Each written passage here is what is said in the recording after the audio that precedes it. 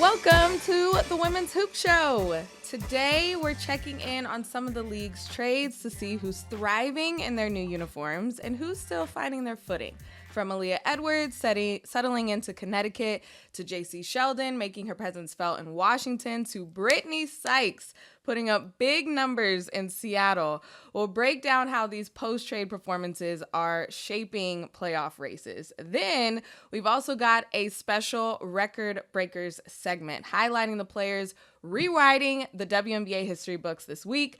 Alyssa Thomas becoming the first player ever to notch 3 straight triple-doubles. Dominique Malonga made franchise and league history with back-to-back 20-point, 10-rebound games as a rookie. And A'ja Wilson, the queen, a future GOAT in training, like she says, delivered the first 32-point, 20-rebound performance the league has ever seen. Plus, we've got some game recaps. Then later, we're sending flowers presented by Cash App, spotlighting the players and moments that deserve their roses this week. Let's get into it. Autumn, welcome back. Hi, Jordan. It was only a few days and I feel like everything just ramped up again. And here we are. So much to talk about. I'm ready to get it. The thing about this league is that it continues to feed us. And even though it was just a weekend in between our last recordings, so much has happened, and so much of, I guess, the repercussions of what we talked about last episode were kind of put into play this past weekend. Do you feel that way? Yes, absolutely. These trades, I know we're going to get into it. It's been fun to see how a lot of these different options you plug and play, their success right away. And, you know, teams and players, they're still trying to figure it out, but it's going to be a process. Nevertheless, like, super excited to see everyone's future, what they have in store for those franchises, for their careers. It's going to be exciting to see how everything unfolds. For sure. And I feel like it's showing pretty soon, pretty quickly, pretty early on what teams won the trade deadline, because we talked about it in our initial reactions and how, you know, the DiJonaiCarrington, the Brittney Sykes, and how excited we were. But then to see it play out on the court, that's what I want to just pick your brain about, what you saw, kind of these first things. So let's start with Aaliyah Edwards, because that was one that we weren't really sure how it was going to go, but we were just happy that she was in these rumors for so long, and that she can just say, okay, I'm in Connecticut. I'm back home in UConn. Her first game, she had 17 minutes with the Sun against Las Vegas, 2 for 5, 4 points. But what did you kind of see about her and this fit with Connecticut?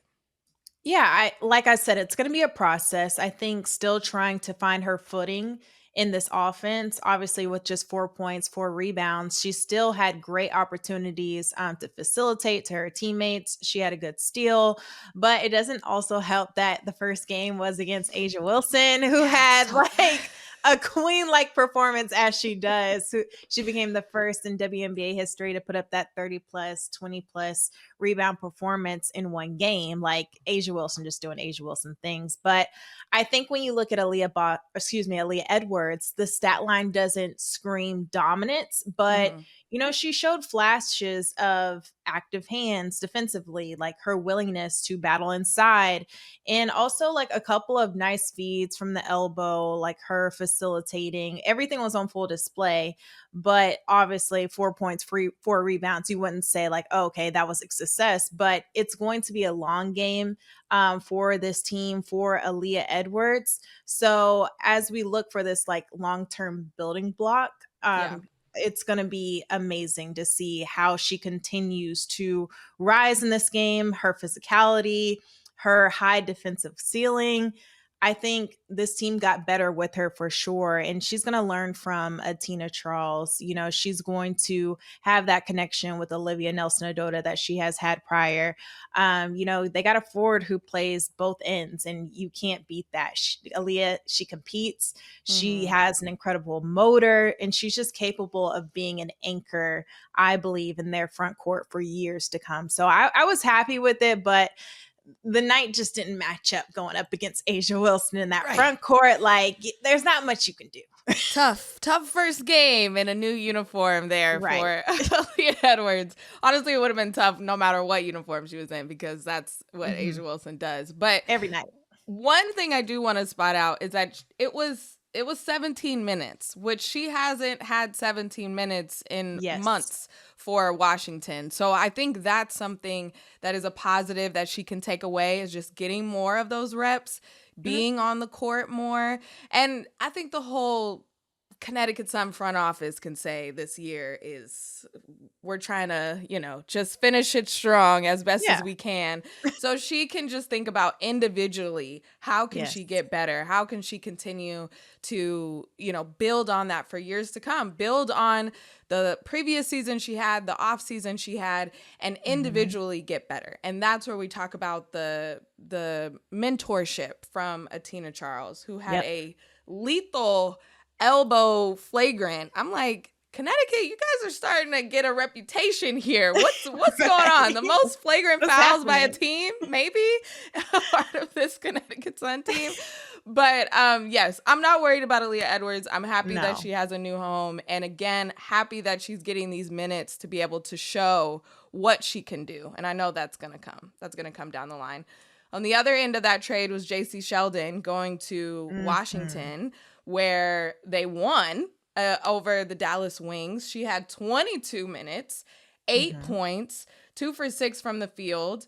What were some of those things? I think her, and I kind of want to loop in Alysha Clark too. These are 2 new pieces that are going to be on Washington.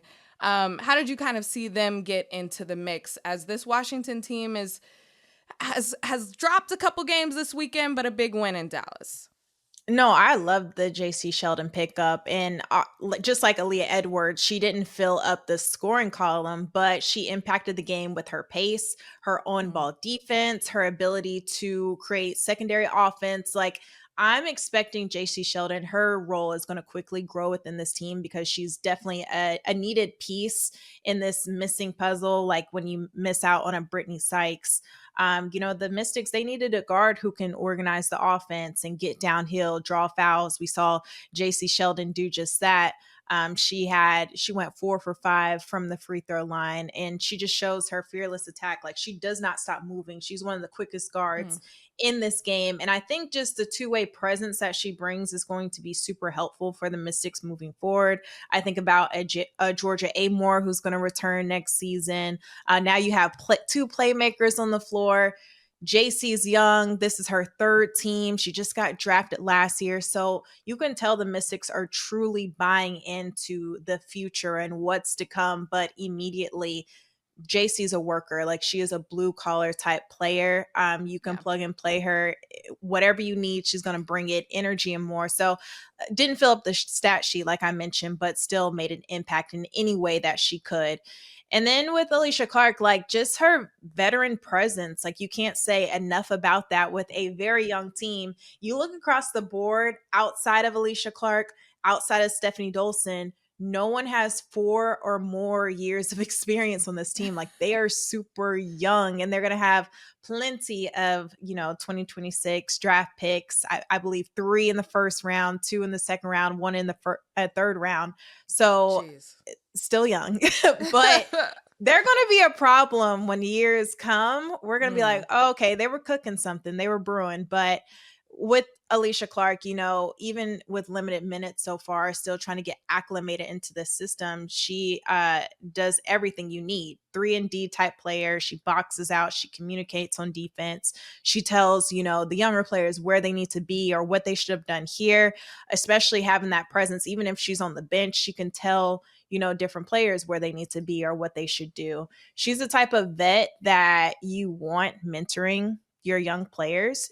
She has plenty of championships to her name. She can stay the ship, win those tight games. But, I don't think Alysha Clark is a player that you kind of like measure by points. You measure her by her impact in how much she can connect teams. And, when she's on the floor, she's a difference maker. For sure. And 26 minutes there, too. 26 minutes in Mm-hmm. that game and that win in Dallas, 9 points for Alysha Clark. But Yep. before, her games, 13 minutes, 6 minutes, 19 minutes when she was in Seattle, I think she couldn't find a place in that offense, especially if she was not going to be knocking down shots or being as efficient on the offensive side. And when you are typically known as a 3-and-D person, and we already have someone like a Gabby Williams to take care of that defense side, and you're not knocking down your threes, it just wasn't a good fit. So now you go to Washington and your minutes are up, your impact could be more, you become this vet now. So I'm excited to see how that plays out. I was looking at, especially that game against Minnesota too. I was like, what's her vibe on the bench? Like, what was the intangibles, the body language that she was showing? And it was still so encouraging. She was standing up, still cheering for everyone. And that's just who she is. So I wasn't kind of expecting anything different, but you never know when it comes with the trade. That kind of came out of nowhere. So I was like, let me see if I can see any signs of disgruntled. No, she was like, this is my team. I'm back and Washington. I've been here before. Yeah. So let's go. Let's get after it. And I love to see that. She's a pro's pro. Even before the game, red lip and all, she was ready to go. Like, she brought signature Alysha to the game.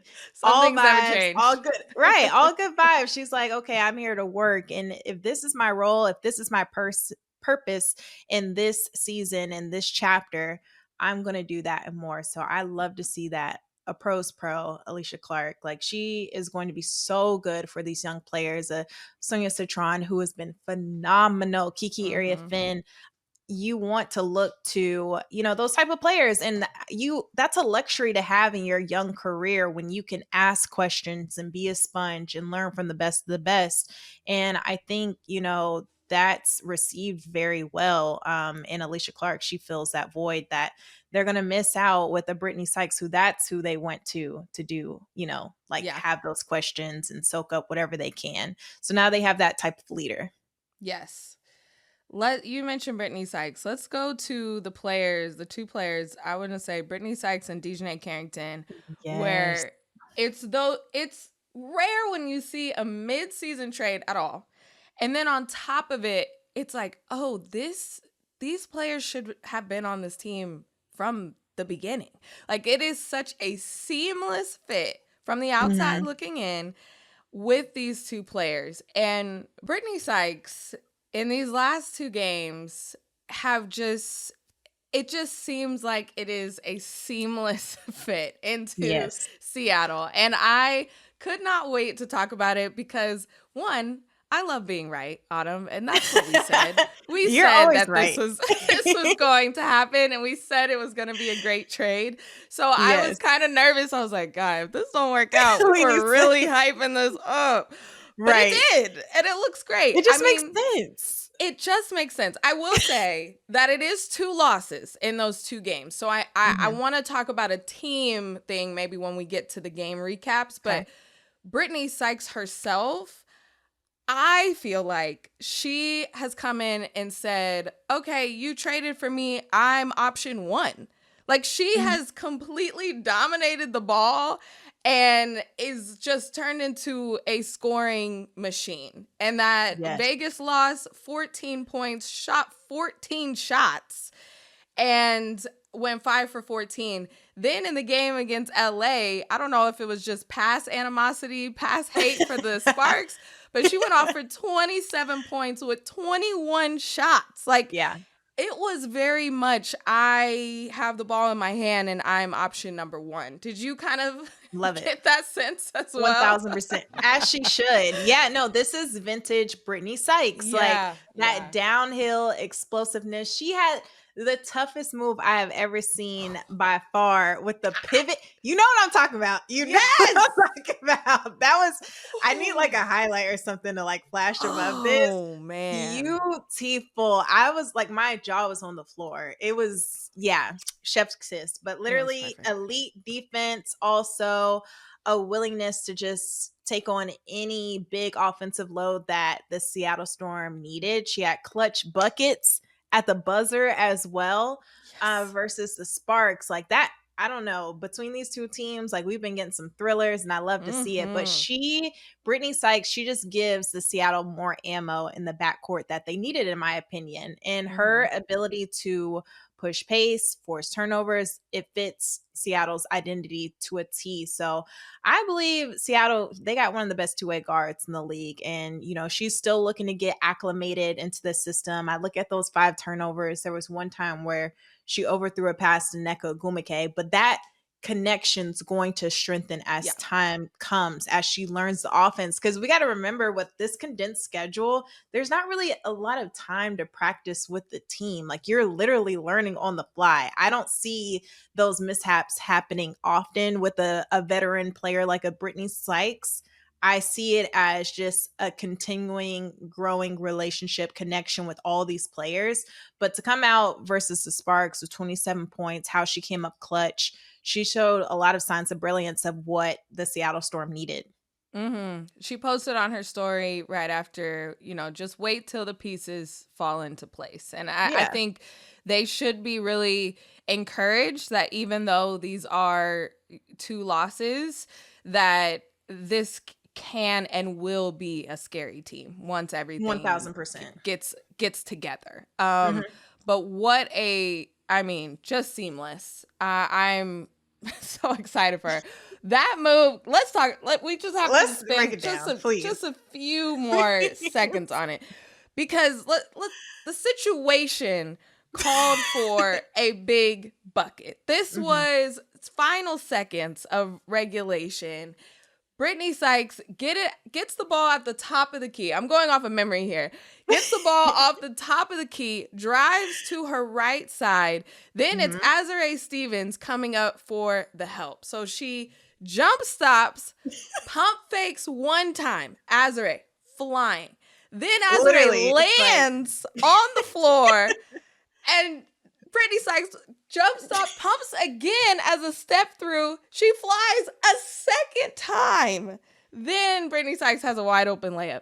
It was a pivot footwork magician that was so beautiful. It just come on, play by play. I love footwork. I love pretty footwork. And I just remember me and my husband were watching it, and I stood up. I'm off the couch. I was like, oh my God. Literally running around. Literally. Like, what just happened? No, it was a beautiful blend of like fundamentals and also finesse. Yes. Gorgeous. Smooth. Beautiful. I love it. I live for it. Now that's deep in her bag. Like, that's what she's capable of. It was just how it was done. It felt like it happened a little bit in slow motion too. Like, for Azurá too. She's like, what the heck? It's like still in the air. Like, counter move after counter move. I'm like, all right, you got it. I would just have to go sit on the bench after that one, because that was crazy.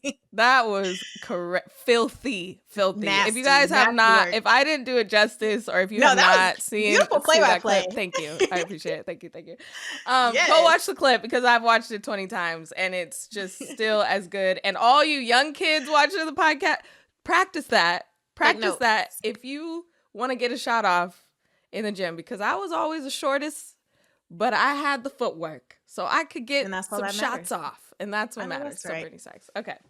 Woo! I loved that. We had to get into that. We had to get into it.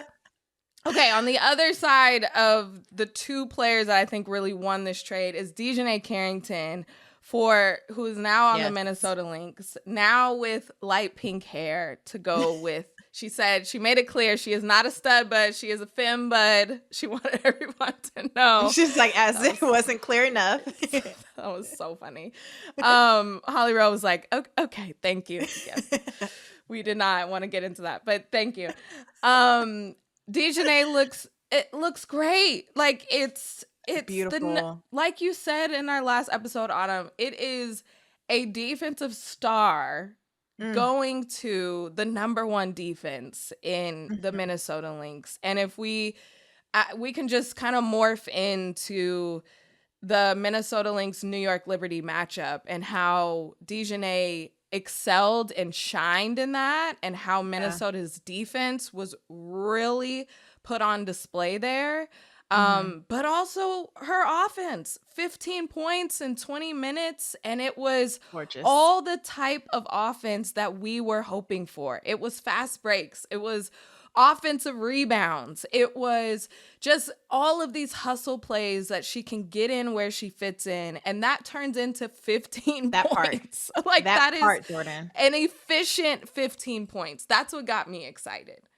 Get in where you fit in. That part times 1,000. Like the game is naturally coming to her as far as offense goes. Like all she has to worry about is locking anybody up, and that's it. And when the offense comes, she's there in her spot. She's not forcing offense. So she's not being asked to be the number 2, the number 3 scoring option. She is literally the complementary piece to all the other scoring threats. And she is the beneficiary of runouts, stealing score opportunities. She is cleaning it up on the glass. I really thought defensively, though, if we want to hone in on that, she showcased versus that New York Liberty game, her full package. Like as a big guard, her length on the perimeter is super disruptive. She had times on Sabrina Ionescu. And even if that switch happened, she could still guard post players. Like even if, whatever, I think it was Izzy Harrison and I want to say Jonquel Jones, even if they scored on her, it's fine. It was still contested. She still had that length to make it a tough shot. The ability to not even be shaken up by that, like a mouse in a house situation, I think that is the value that DiJonaiCarrington brings. Like she is a disruptor on defense, and every championship team needs a disruptor. DiJonaiCarrington brings just that. Minnesota found their disruptor, but I'm excited to see how this team continuously gets better because Napheesa Collier isn't even in the mix yet. There yet. This could get scary. Goodness. This could get really scary. Scarier. But I love what DiJonai said after the game when she was talking with Holly Rowe. She said it's been so easy to fit into this. It looks team. easy. And it looks that way. Exactly. She said they move the ball. And I don't know why. I don't know if it's just me, but everything that she says, I'm taking it as a shot against Dallas. So she's like, they move the ball. They communicate. No egos. I'm like, this isn't coming out of nowhere. So I just want to be messy in that way. But also, I love how she's just like, I'm in the winning column now. Like, what a difference to go to almost the near last place team to the first team. And she is just... What more can you want? Blessed and highly favored. Like dream scenario for her. And she's just like all smiles after those games because she's like, this is great. We're winning. Yeah. I've been in 3 games. We won all 3. Vibes are up. I'm sure that's great. We also got to get her to do the electric slide. She hasn't done the electric slide after the win, so we got to work on that. That's some practice. Girl right. Yes. But Courtney, everyone tap in. Tap in. Too. The minutes are up. The efficiency is up. The defense is there. It just feels like this was... I don't know if they were missing a piece because they were dominating everyone already, but this definitely makes it better and scarier. Yeah. We spoke to DiJonaiCarrington last Friday on Ion, and I asked her, like, the number 1 team in the WNBA who already possessed the number 1 offense and number 1 defense, like they sought after you. And I asked her, like, what does that say about your game and your value? And she mentioned how that's a confidence booster. Like, obviously, Minnesota Lynx, they're at the top of the top, and they needed me in a sense. And they felt like they saw value in me to take them to that next leap. A lot of adversity in her career, especially in this season alone. She feels like she can showcase like who she truly is and what she truly brings. But just to have that reminder meant everything to her. So that was really cool to hear her express that. And I could only imagine how good you feel at this point, and for it all to play out the way it has, if that's the piece that gets them a championship, wow. Yes, You know it what I will mean? go down as one of the greatest trades ever. If that was like the missing piece and she gets a steal in the final seconds Yep. of a finals game, you know what I mean? Like that would be huge. I love it. Okay, we're going to take a break, and on the other side we're going to do some record breakers. We're going to talk about some game recaps, but it's been rivalry week, Yes. in quotes. We can talk about it, but I saw a tweet that was like, it's rivalry week, but it's just DiJonaiCarrington versus her contacts Her because contacts, I saw that. every game Fighting for her one life. has been falling out. Wait, So the that was internet is so unserious. I can't with everybody, please. I'm taking that was everyone's so phone. funny. That was so funny. Okay, we'll take a break. We'll be back. Welcome back to the Women's Hoop Show, and it is rivalry week. I think. I don't know. Is it? Is it? Is it still going? The league announced this rivalry week at the beginning. I can't even say rivalry week. At the beginning of this season, and everyone was like, okay, is this just a way to put in the Fever and Chicago Sky game not being by itself? So you just made up other rivalries to get in there. And then the Fever Chicago Sky happened. Caitlin's not playing, Angel's not playing, so it didn't make any headlines.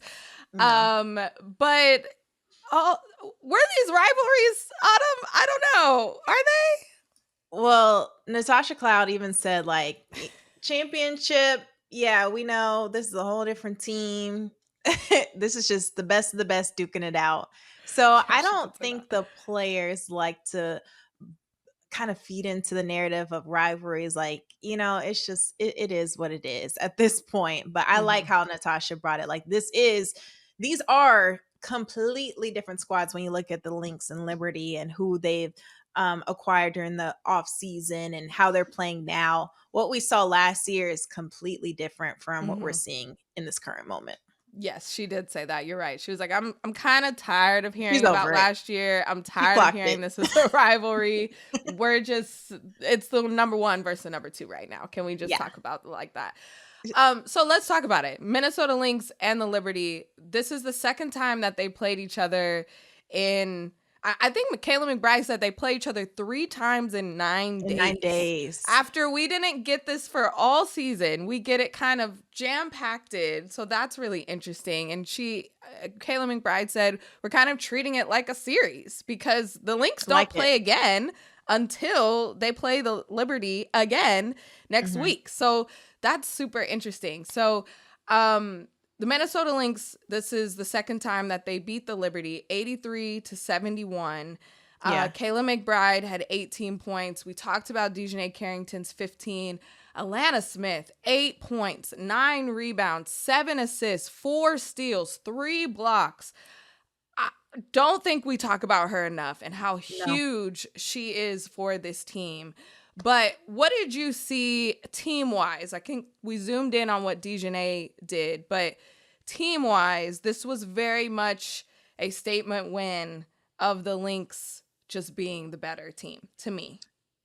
1000% to everyone. I feel like the Minnesota Lynx are the best team right now. And of course, New York Liberty, they're still without Breanna Stewart. I think she's projected to be back at the end of August. But when you look at the top teams in pace, it's these two teams. Like, this is why they're so successful with runouts and how they dictate tempo, how they set the pace. And I thought the Minnesota Lynx took control of that tempo head on.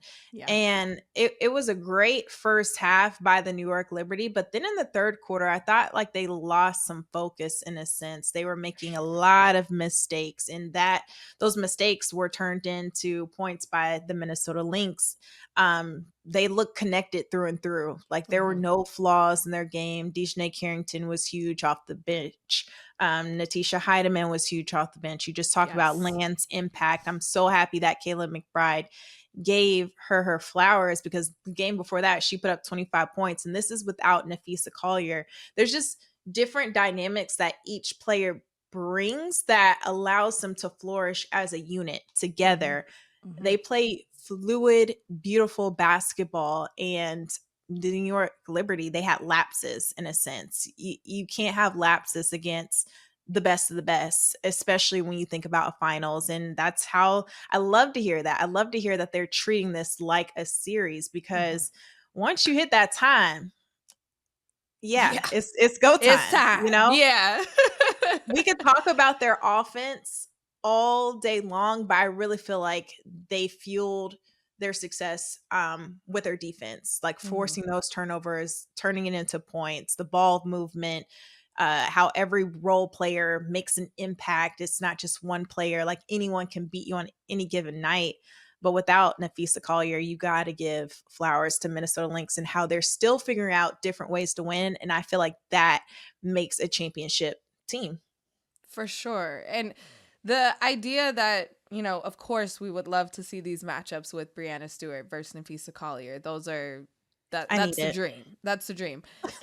And we have yet to see that matchup, which makes me really excited for the finals or the playoffs, because it's going to feel like a different matchup, even though we're going to see them so many times. But when I looked at this game, I said, well, this is a game, the others versus the others. If you take away your superstars on both of these teams, that's where the depth conversation comes in. And that's where this Lynx team showed we got some shooters off the bench. We got some people you were not even talking about, and they are putting up these type of numbers. And on the other side, the Liberties still have some great weapons, but which others played better? And that's what these matchups are going to come down to if you take away Fee and Breanna Stewart. I loved that we got to see that, and the defense, but also the turnovers. I believe it was almost 20 turnovers that New York Liberty had, and they were messy in the third quarter. They were like, we're just throwing it to the other team. Like, you could just hear shots. Yes. Yeah. You could hear the audience just be like, oh, not again. Oh, 4 possessions in a row. Like, you could just hear the vibe shifting of like, wake up. Sandy Brondello kept calling timeouts. I'm like, she's going to run out of timeouts during this third quarter. It was a 24-7 run over 6 minutes. And like you said, those lapses can't happen when you are trying to beat the best team in the league at home.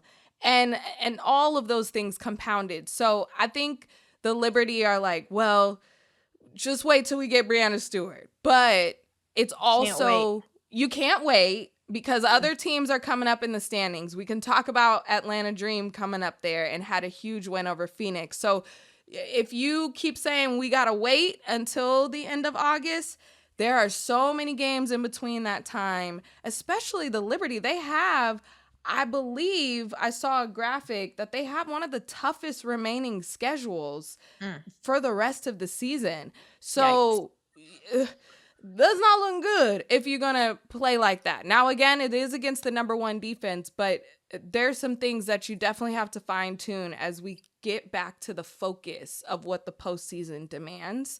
And I'm expecting them to turn it on when it's needed, but I was a little disappointed by some of those just kind of boneheaded mistakes, or just not able to adjust as well. Yeah, I thought, absolutely. I thought Monica McNutt brought up a beautiful point in the fact that you still have to incorporate Breanna Stewart back into this mix with the Emma Meesseman. I'm not worried about Breanna Stewart coming in, doing what she has to do. It's Stewie. Like, she's good. She's going to be ready, set, go. But now trying to fit in a huge piece along with another pivotal piece, how does that work? How does that look? Are you relearning each other? That raises concern to me, because even with the DiJonai-Carrington Napheesa situation, it's not the same in a sense. Like, in the front court, how does that look for the New York Liberty?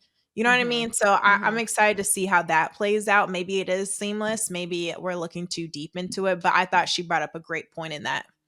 For sure. And she talked about how Phoebich and Emma Seman are kind of playing a similar role. So how do both of them plus Brianna Stewart, and plus we talked about earlier, no practice. Like they are going to be playing so many games and back-to-backs that there's not going to be any practice to really be like, okay, let's workshop this. How are we going to figure this out? It's going to be about in-game adjustments. Learning on the fly. So that is crazy.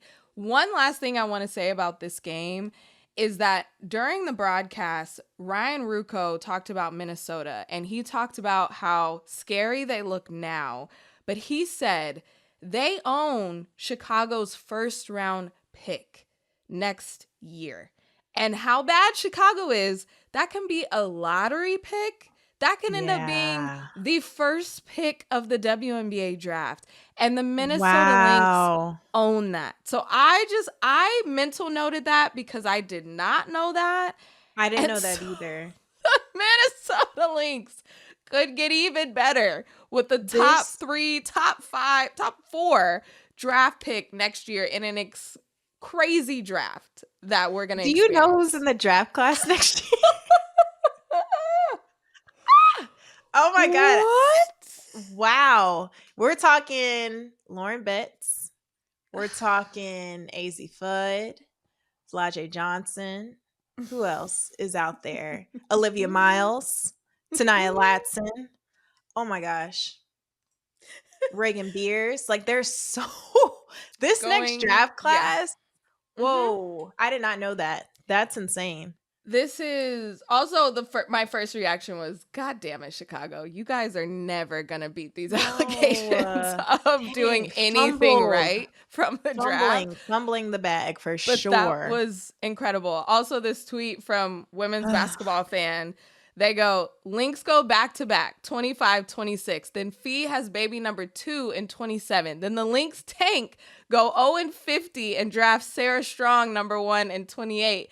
Then they sign Paige in free agency. So we got Fee, Paige, and Sarah as our big 3. Who else sees the vision? So you could just see how Lynx fans are thinking of the future. And I love that. Oh my gosh. Scary times, man. And I live for it. Oh man. Okay.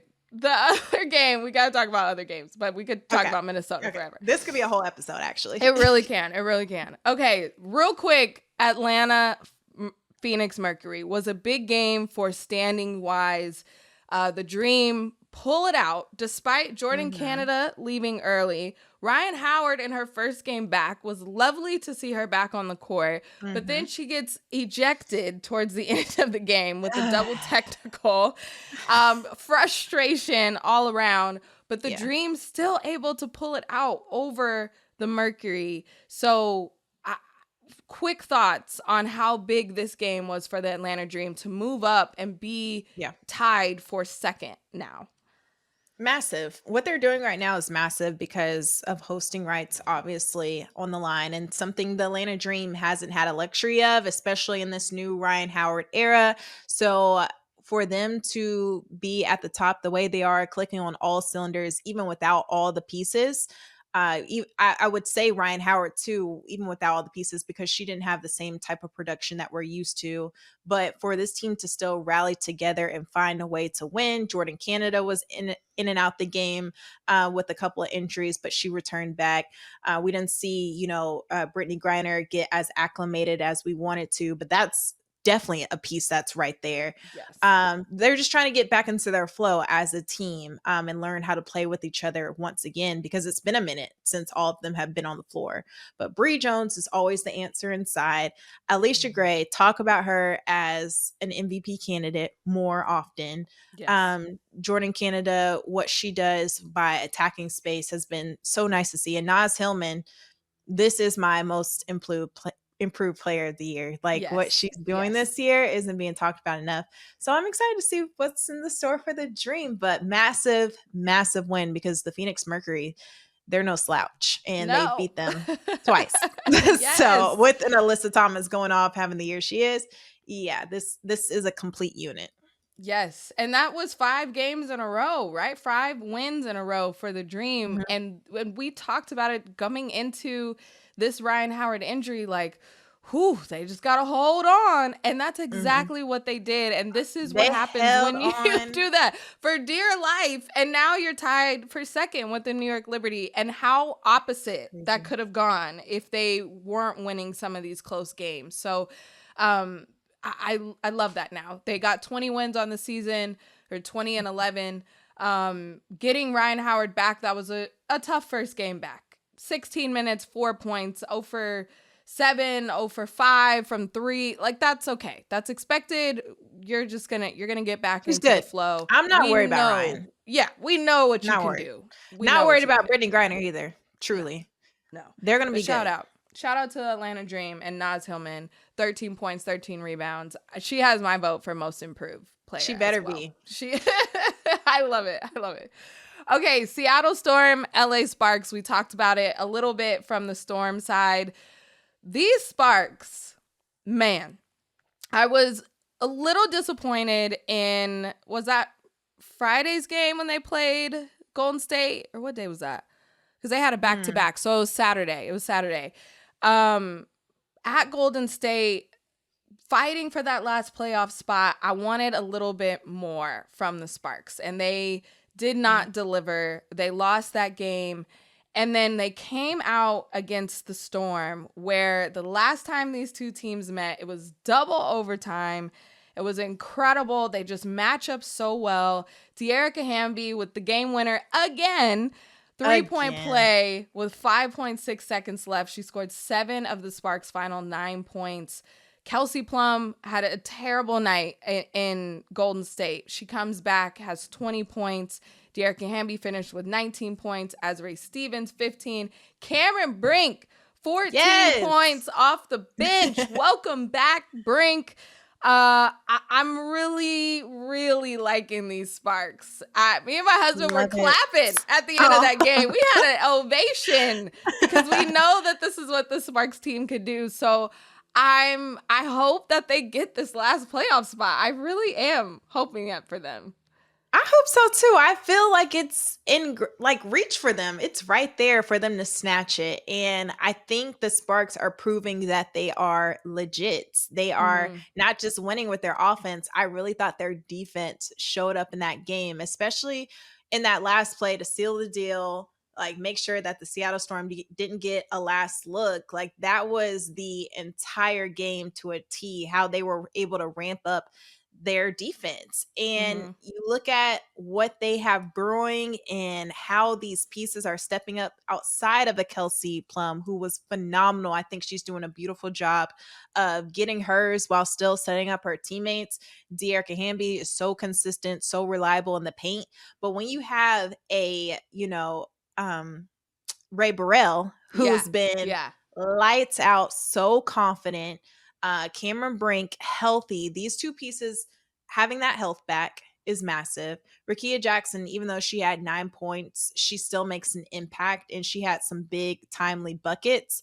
Azrae Stevens has been a difference maker through and through for this team, having a career year.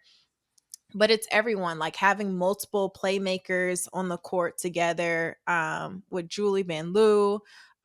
You also got Julie Almond, like all these different playmakers. It's just really cool to see how they are meshing together and how the process has been. Like it was going to take time. They got a new coach. They were injured and now they're here. And now it's here. Now you got to snatch it. And I think they've been doing just that. How different were we talking about this team just 2 months ago, a month ago, when all the pieces fall into place and everyone's healthy, and it just really feels like everyone knows their role, which I don't think we could say about the Sparks in years past.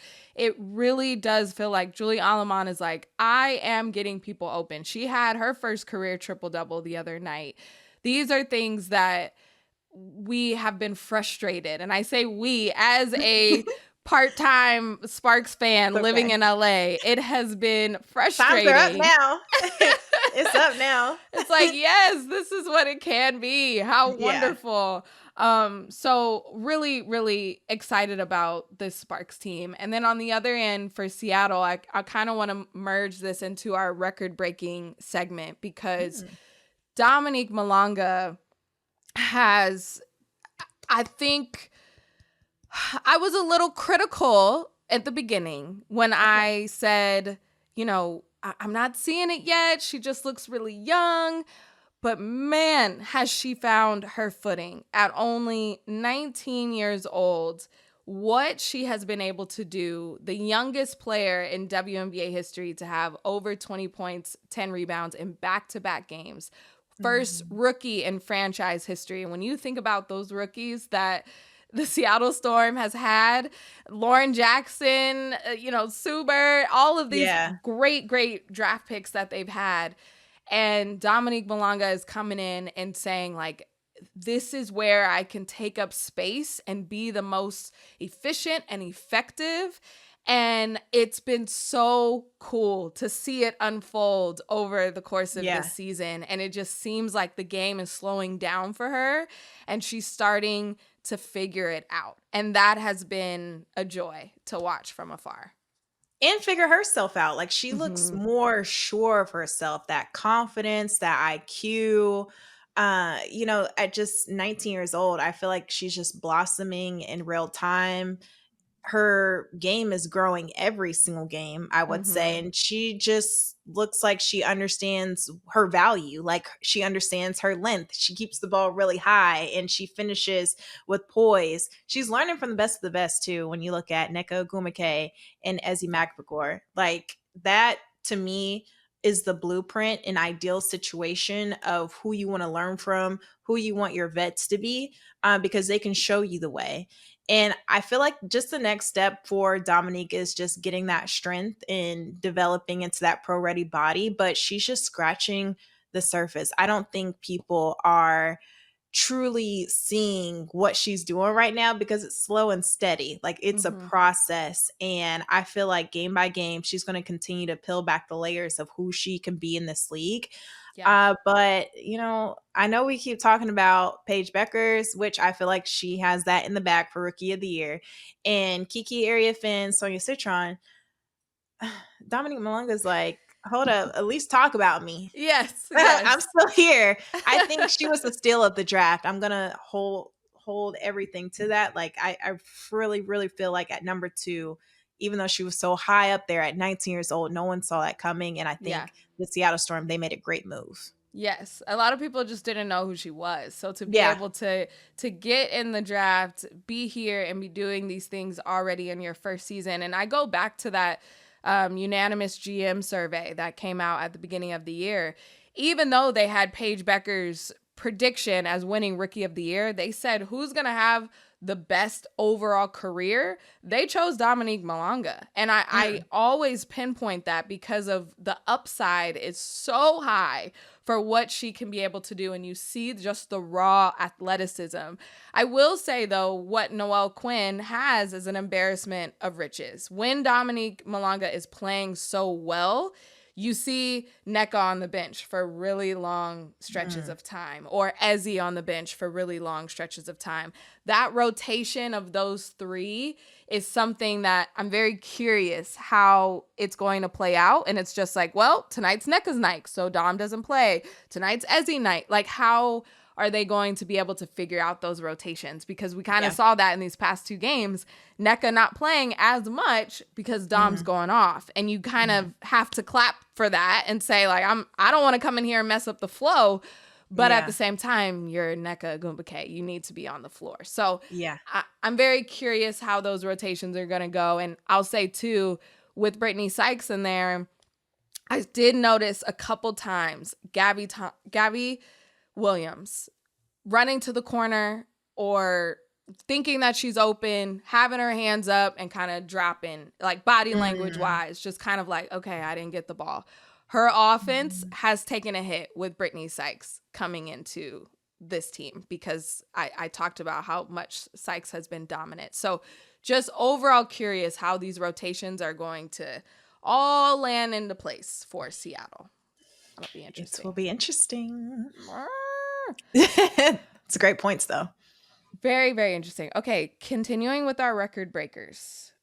Can we talk about Alyssa Thomas? I was going to give her a middle name. It might just be MF right now because I like that.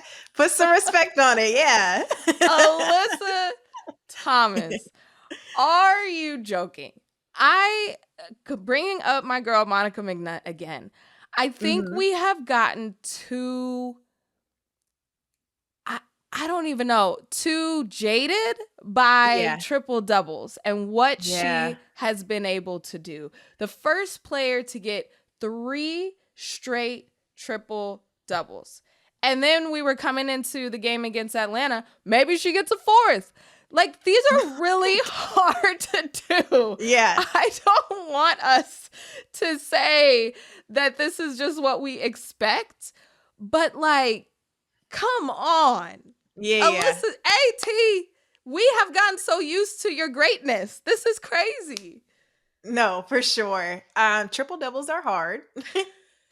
3 straight is crazy. And just to throw out 4 is like, oh yeah, why not? Go out there and do it. She's capable. No, this is super hard. And Alyssa Thomas, she lives in that MVP conversation year after year after year, but she's just in the conversation. She is yet to take it home. And it's just like, all right, we have to start putting respect on her name for real, because like, I think we crown MVP so early and we deem it to like the best of the best, you know, Napheesa Collier and Asia Wilson.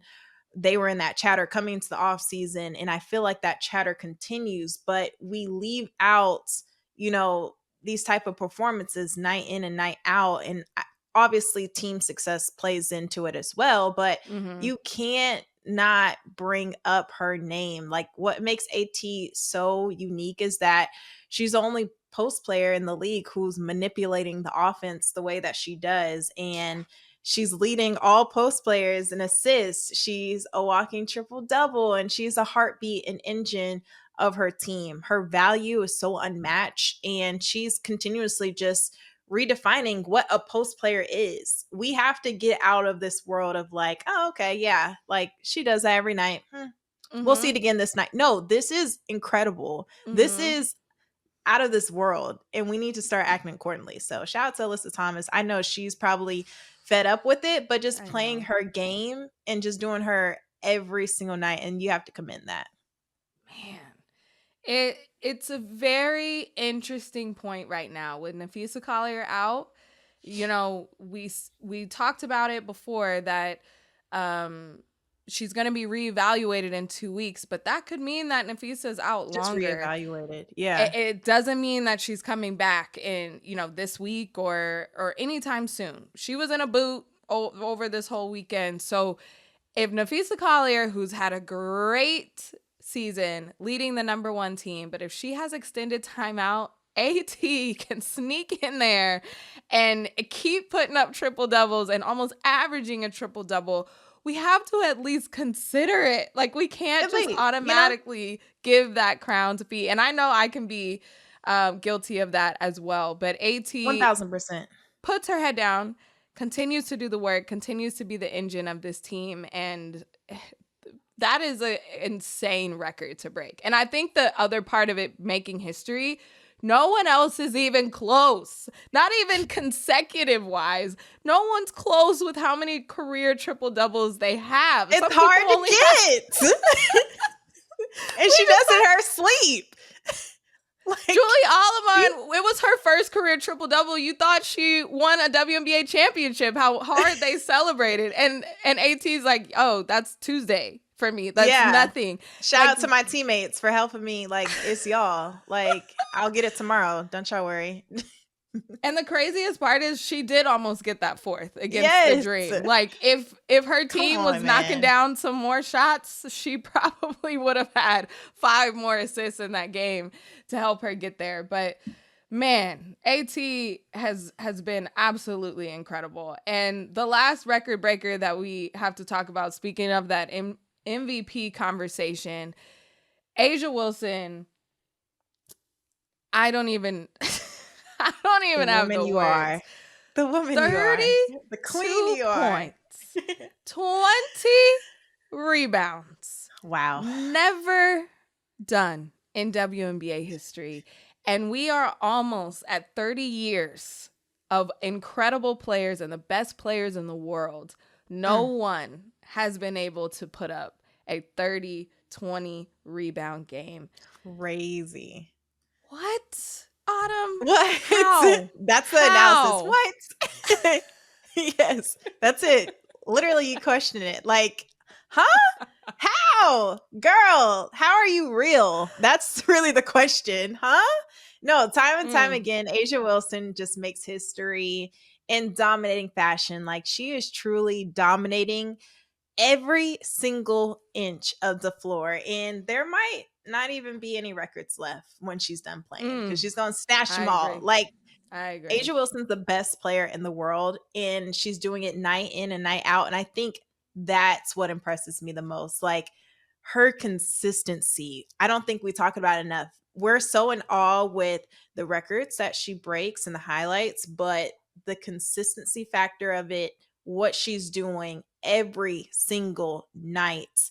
Just like I'm not comparing it to a triple double, but we're so accustomed to it because she's so consistent. Like, A'ja Wilson's expected to be great every single night. But what does it take to be great every single night and accomplish that?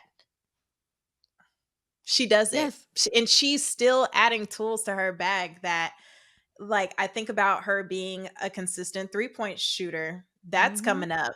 She's working on it. She's showing it in the game. And the scary part is I just truly feel like we're not seeing the full A'ja Wilson just yet. Like, she is just scratching the surface. And that's scary to think about. Like, how? Literally how? I don't have questions for it, but she's that girl. She's A1. Over these last 3 games, she's averaging just under 30 points per game.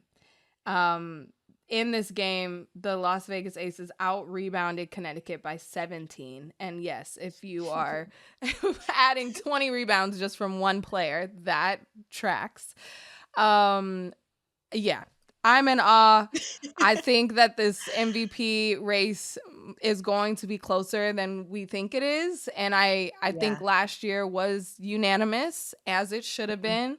But I don't know what this year will be. I don't know. I don't know, because you can make cases for all of these incredible players at their prime. And when I look at these records, I am continuing to be thankful that I am in this time of the WNBA where we are witnessing A'ja Wilson's prime. We are witnessing Alyssa Thomas's prime. Thank you. Thank you, basketball gods, for putting me here to cover this part of the WNBA, because it really has been incredible. And I don't even know what else we can say about this A'ja Wilson stat line besides are you kidding? I don't have words. Honestly, I have nothing for you, Jordan. That's our nothing for you.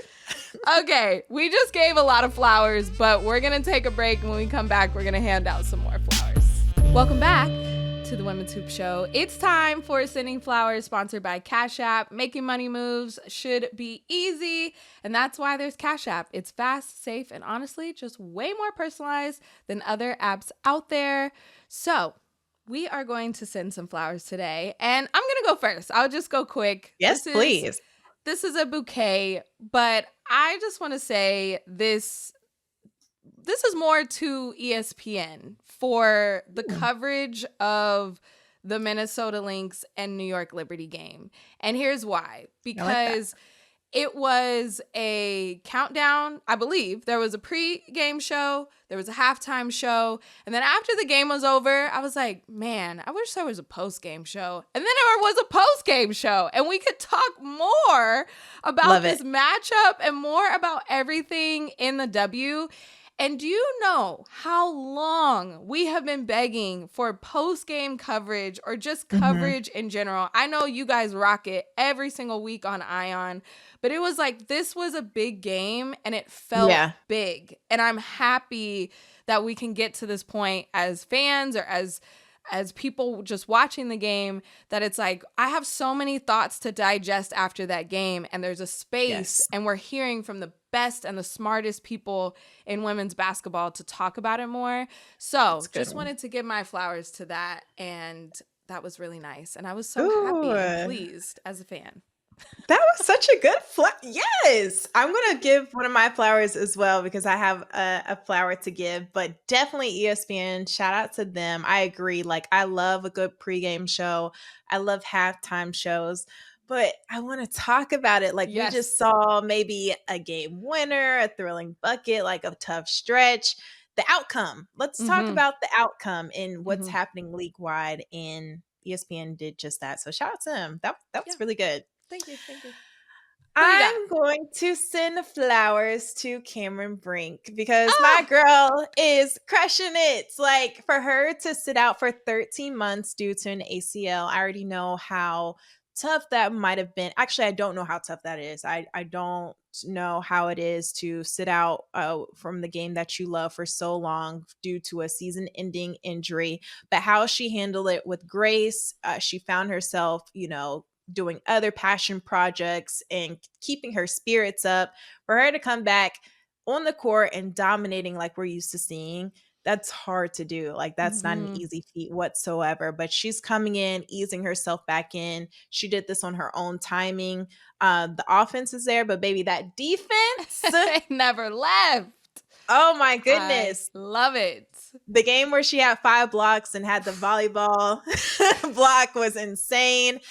Just last night versus the Seattle Storm, she had this really big 3, and then just the excitement of her like getting it. I was just like, the threes, baby, they are pouring in. It was the passion behind it. Her just screaming, like, you could tell how much she's missed it. So gotta send flowers to my girl Cam. She is that girl. She's been that girl, and she's gonna continue to show up like that. So shout out to her. Oh, that's such a good one. Such a good one. I just want to add to that even though she has only played in a few games, she now leads the league in blocks per game. Just want to throw that out there, that she already came in and said, let me get my standings back, because this is my category.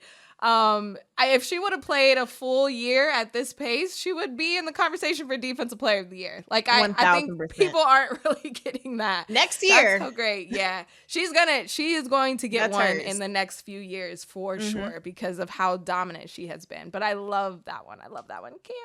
Yes. That was Sending Flowers, sponsored by Cash App. As you heard me say at the top of the show, new Cash App users can use our code to get free money. Use our code HOOPERS, send $5 to a friend within 14 days, and you'll get $10 right in your account. Thank you, Cash App. I feel like we unpacked all of the weekend's festivities, and until next time, because there's going to still be more things to talk about. As it's getting close. These standings are wild, you guys. Every single game has some implications, and it's been so fun. I know that we have some of the top teams figured out, but when we get down to this point and the nitty gritty, and there still could be movement all the way till the last day, I mean, that's what makes our jobs worth it. That's what makes it so fun to come to work. So thank you, Autumn, for breaking it down with us. I love it. I love these talks and yap sessions we can have together. It makes my day. So until next time. Thanks for tuning in. If you enjoyed today's episode, be sure to follow on your favorite podcast app so you never miss an update. Your support means the world. And if you're feeling generous, leaving a quick rating or review helps more Hoops fans discover the show. And you can now see us on our brand new YouTube channel. Make sure to like and subscribe there. Shoot us an email at women'shoops@odyssey.com to tell us what's on your mind. We want to hear your hottest takes, your burning questions, and all your feelings about all things women's hoops. We just might feature your note on the show. That's women'shoops@odyssey.com. The Women's Hoop Show is an Odyssey original podcast hosted by me, Jordan Robinson. Today, our co-host was Autumn Johnson. Our producer is Phil Switek. Our video team is led by Kurt Courtney and includes Tim Meikle, Evan Cox, Allison Jeffrey, and Lauren Vieira. Our executive producers are Greg Holtzman, Asha Saluja, Danny Freisinger, Maddie Sprunkheiser, and Leah Reese-Dennis. And special thanks to Moira Curran and Josephina Francis.